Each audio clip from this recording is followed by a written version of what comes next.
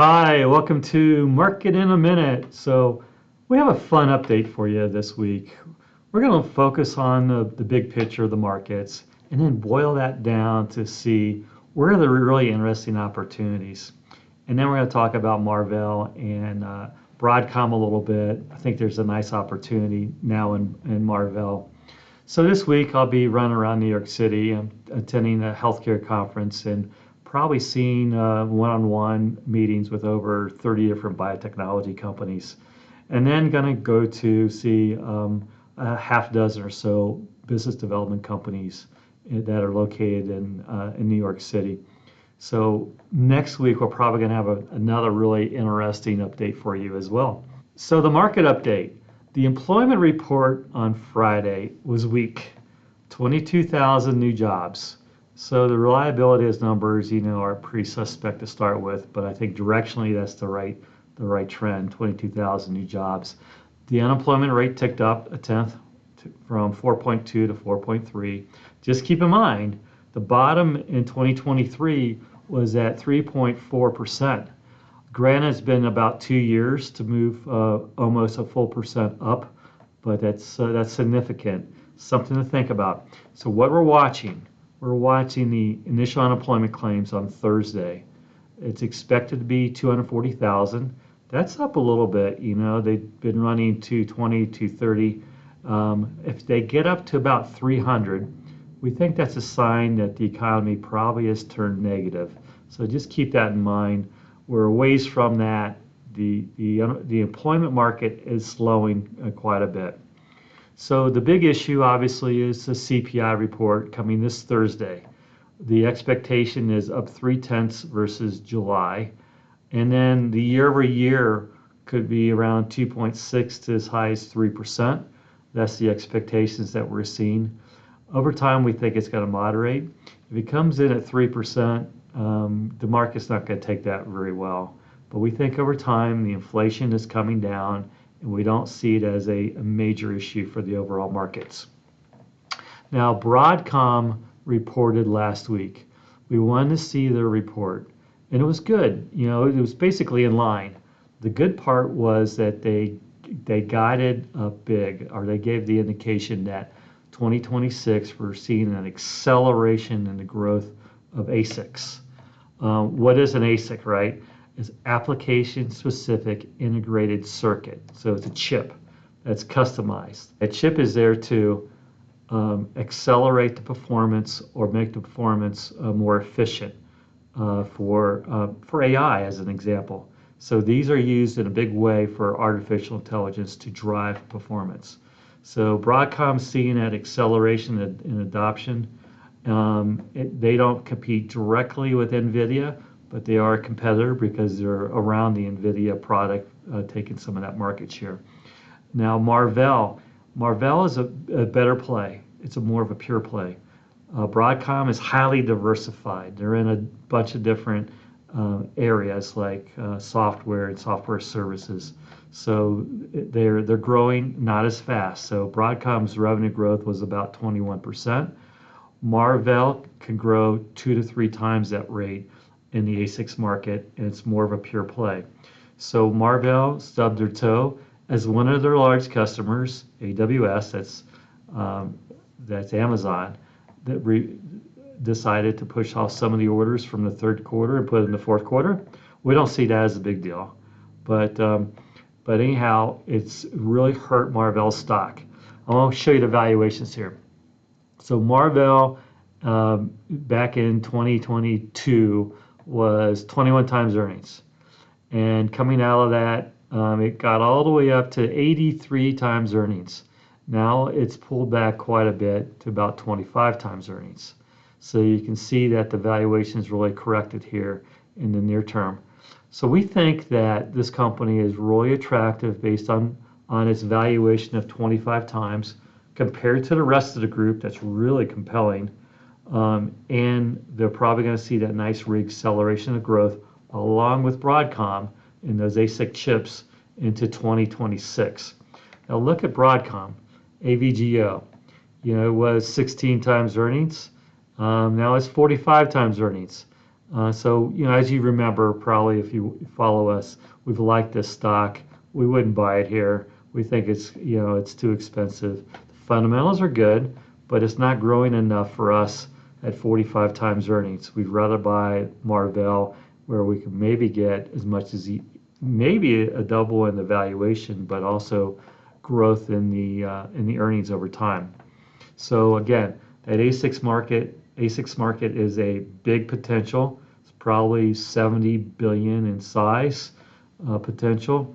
Marvell's probably going to get 20% of that market, and for a small company, that's a massive amount of revenue to get over time. So I like the 25 times play versus the 45 times play for Broadcom. The big picture.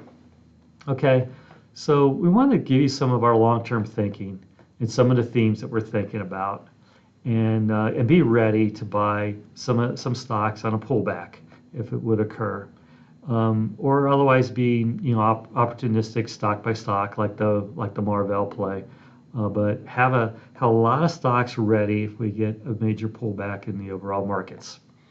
So as markets go, we want to be more defensive, the higher the valuation gets. So it's kind of a trade-off, really. If you're getting too defensive, there's usually a big blow-off stage in the overall stock market at the end. You might miss some of that performance. So we don't want to get overly conservative about where we are in the overall stock market currently.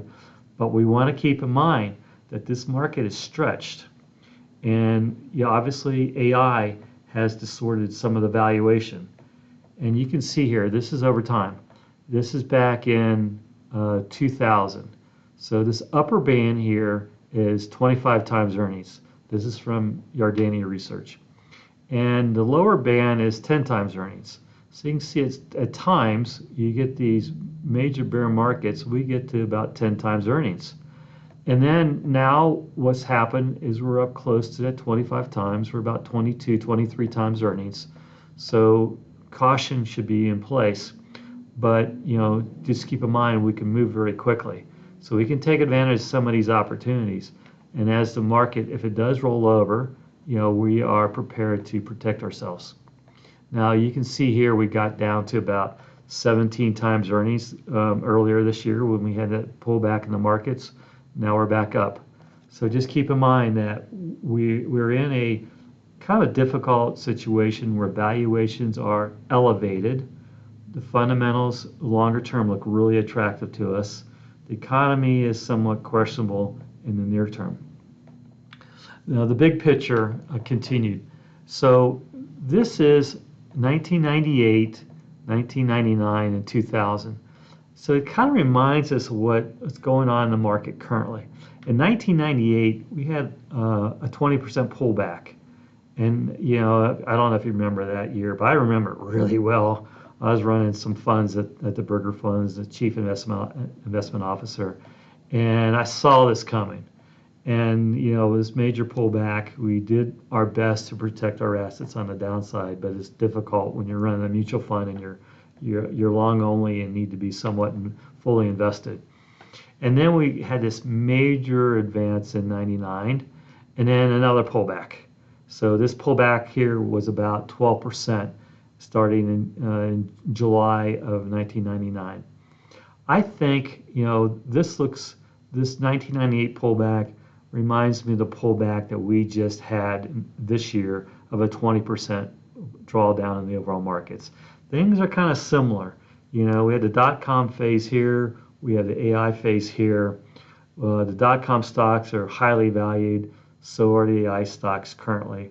But we think that looking out to next year, there are other things happening that are different than what they were in 2000. But we think that what could occur is that we have another push higher after a pullback, another push higher into 2026 and maybe 2027. Now, the big picture. So what is different? AI is the most unique thing that's probably going to occur in a long time, right? It's really going to drive productivity in our economy. So we know that. Everybody knows that. But there's different ways of playing it. and we'll talk about that in a second. But the other thing that's really different is what's happening in Washington. We've never had tariffs like this be put in place, at least not in the last, say 100 years.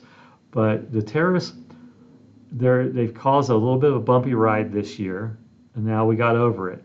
But we're yet to see the fruit of those tariffs bear out. So what's going to happen is our budget deficit's going to drop. There's going to be reshoring back to the United States in terms of production. The trade deficit's going to drop, so our growth's going to be better.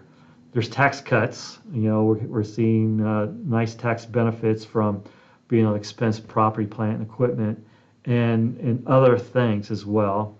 And so income taxes have come down as well. We're going to see a really significant refunds next year, tax refunds next year, because we're withholding too much taxes. So next year we're probably going to see an acceleration occur around that March, April period. Very nice acceleration as these tax benefits hit. Also, deregulation, cutting out the impediments to growth in our economy. And we're probably going to see that in the housing market as well. But cutting out the regulations, making businesses more efficient, it's going to allow profit margins to rise. AI is a big theme of allowing profit margins to rise over time. So companies become more profitable. Take McDonald's as an example. Both in the kitchen, the drive-through, taking orders, you might be able to use AI to make things much more efficient and therefore more profitable. So maybe having less labor in these in these restaurants across the board. Maybe the restaurant industry becomes more profitable. I want to give you some other examples. So self-driving, right? That's on the way. Like it or not, I like to drive my car. I hope to never have a self-driving car, really. But self-driving's coming. So if you order an Uber, you may start to get one that doesn't have a driver. That's probably going to save about $40,000 a year in labor expense. Drone delivery, kind of the same way. So that's happening now down in Dallas. They're Chipotle's driving burritos with drones. Automation of plants, that's another big thing. Could cut labor costs down or reallocate the labor to something else to be more productive. Services such as legal. Okay, so I had to get a legal document prepared in August. So my attorney's like, God, I'm busy, I'm vacation, I just can't get to it, Pat. I love you, but I just can't get to it. So just, give me some time and I'll get to it sometime in September. Couldn't wait. So what we did is we went onto AI, put in the information into it, and it kicked out the most beautiful document. Our lawyer was just shocked by it. Even drug development is going to be done much more efficiently. So there's ways of really improving the profitability with artificial intelligence. And we are now in the build-out phase. So this is kind of the boring phase, in my opinion.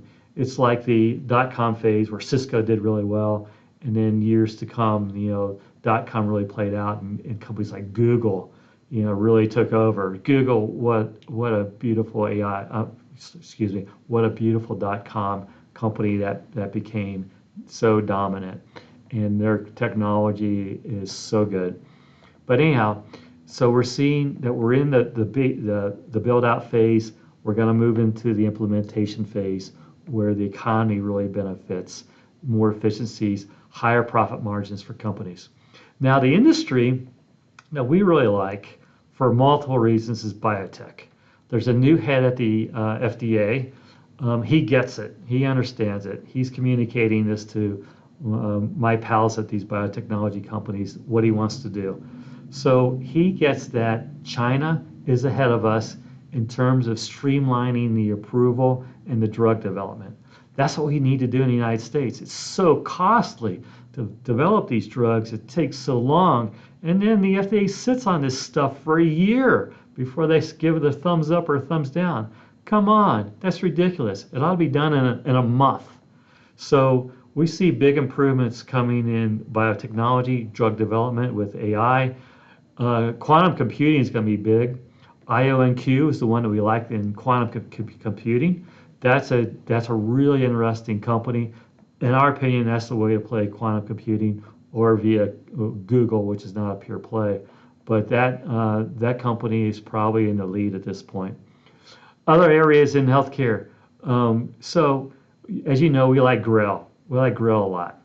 So Grail can detect at least 50 cancers through a blood test early, stage one. So get your Grail test. Now they're going through their clinical trials to get it approved by the FDA so they can get insurance reimbursement. Some of the insurance companies says we're not waiting on it, we're going to use it already. So that one is a game changer. And then the AI will help develop those drugs to specifically go after the cancer that you may have. Alzheimer's research. Alzheimer's research has come so far in a very quick time in the last several years to identify how to prevent the disease from happening. So if you're susceptible to Alzheimer's, they can get you on a drug or soon to be drug to make it so you do not get the onset of Alzheimer's disease. Catch it early. That's the only way of doing it. Anavex is the way we want to play that. AVXL, like that a lot.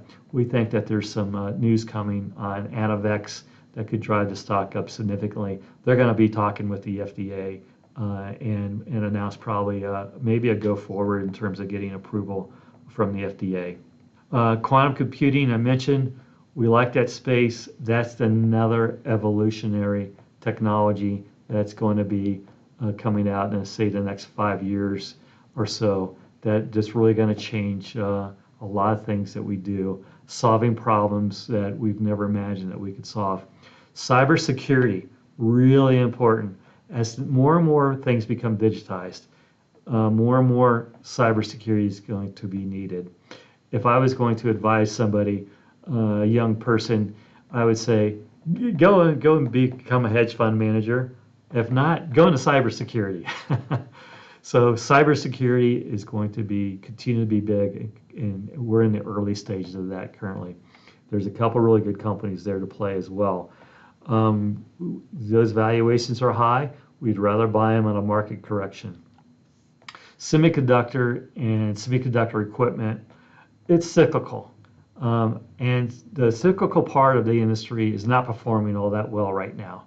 So we have to be somewhat, aware of that, but it's starting to pick up. So the cyclical part of the semiconductors have been kind of beat up for the last several years. Now they're starting to reaccelerate. So it just takes time for demand to catch up, to wash away the excess inventory. And now it seems like we're behind the curve in terms of the demand for the more cyclical parts of the semiconductor industry. The stocks are not all that cheap, but you can find some here and there. Like we mentioned, Marvell. But the advanced chips and materials, that's the way to play this longer term. So things that really speed things along. So I mentioned Broadcom and Marvell, but there's all sorts of companies that are emerging. We've come across a company that has a new material that's just now being used only for military because you can't really commercialize it in a big way. Well, you know what they did? They figured out a way to commercialize it, that really to put in this big production of these chips so that it could be mass produced, and it's going to change a lot of things because this material is a lot faster than the materials that they're currently using. We're going to tell you about the company over time. So we expect them to do a financing here shortly, and we really want to load up on that stock. As we get closer to that point, then we're going to bring it up to you. But I think they call that a tease, right? So we're going to bring that to you when the timing's right. It's a $200 to $300 million market cap. This could be the next Palantir. Literally, it could be the next Palantir.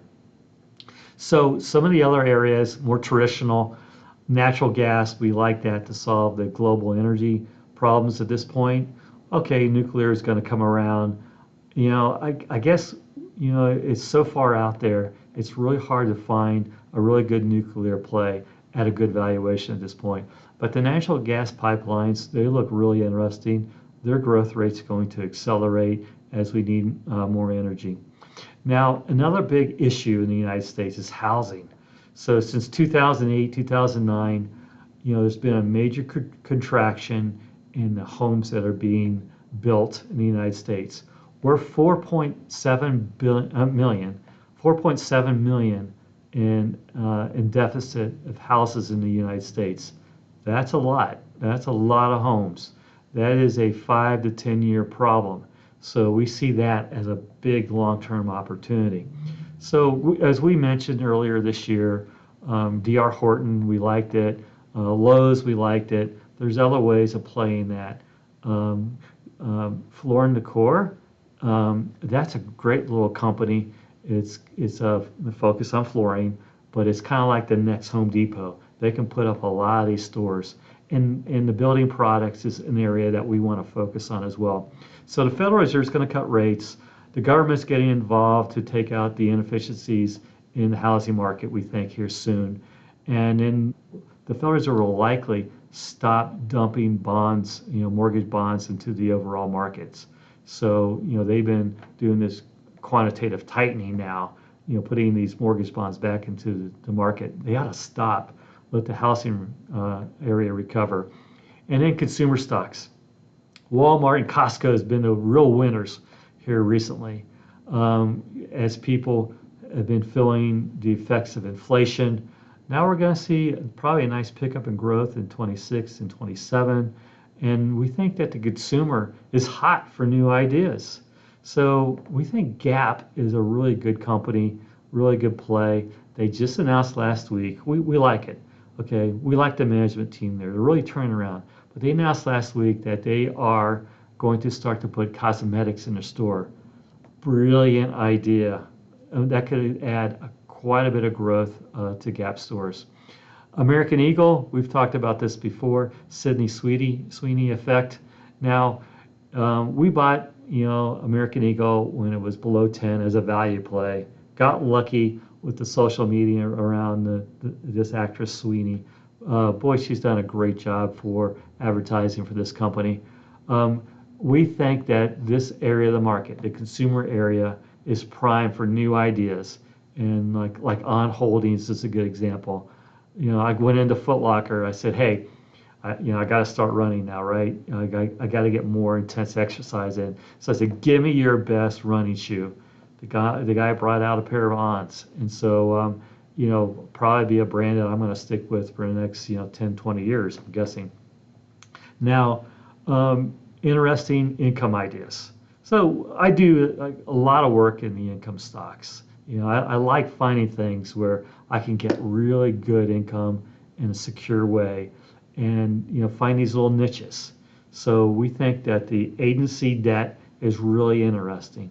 So it's trading at a nice premium to the treasury market. So we think that rates are going to come down and that agency debt spread versus the government bonds is going to narrow quite a bit, making those agency bonds worth more. And so we like those a lot. The yields are great. And the way to play that is through PIM. It's a closed-end fund. It trades at a nice discount, really nice yield. But there's other ways as well. The mortgage REITs that focus on agency debt. Our favorite there is Dynex, DX. That's a nice way of playing it. And then, baby bonds. Baby bonds are so attractive. Investment quality bonds, 5 years or less, yielding 8%. Well, that's 400 basis points above the 10-year Treasury. So that's really, really attractive yields. So we think the baby bond yields will be coming down over time. There's some appreciation to be garnered by those as well. But lock in that 8% as long as you can. So these are some opportunities that we're seeing in the overall markets. There's some long-term themes here, and there's some more cyclical stocks that have turned into long-term themes as well. So that we think that there's going to be somewhat of a rotation in the overall markets. That other things look attractive as rates come down. The small cap space is very interesting as well. The biotech space, the consumer stocks. So there's a lot of things that look really interesting. Housing play is good. So as rates come down, that's going to magnify um, investors on those really interesting longer term themes that we've talked about, and probably carry the market higher in 2026 than where it is currently. We might get back to 25 times earnings. Who knows exactly, right? So in the near term, we are expecting a pullback in the overall markets. We think that there might be a correction, followed by maybe another run up into a year end. Hard to call those things, but that's kind of what we're thinking as there's a cloud over Nvidia. The market needs to either rotate in a big way, or the market needs to come down in terms of valuation. So we're very optimistic on the future of what we're seeing over the next 5 and 10 years. There's some great opportunities there. There's some great ways of playing that, and we'll illuminate those over time and tell you what we're doing in these different industries. So if you have any questions, just come to my website, Patrick Adams CFA, ping me from there. Come to my place of employment, PVG Asset Management, where I'm the Chief Investment Officer and the CEO of the company. We got some good managers here, but come to my website and look at our products we have. I think you'll probably find things very compelling to invest in as well. So thank you very much, and as always, reach out if you need anything. Take care.